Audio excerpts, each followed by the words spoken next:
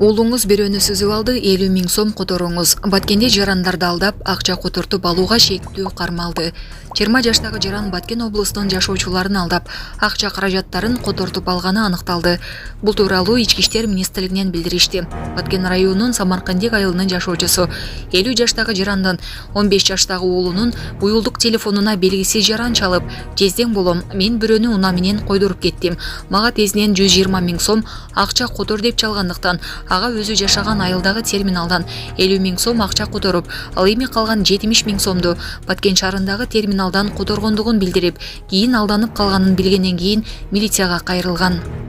Ушул эле жылдын 5 март күнү Лейлик районунун Кулунда айыл аймагынын тургуну 37 жаштагы жарандын телефонуна белгисиз жаран чалып, "Уулуңуз бирөөнү унаа менен сүзүп салды. Биз келишип алдык, ошондуктан тезинен 50 000 сом котортуңуз" деп айткандыктан ага терминал аркылуу акчаны которуп, кийин алданып калгандыгын билип, милицияга арыз менен кайрылган.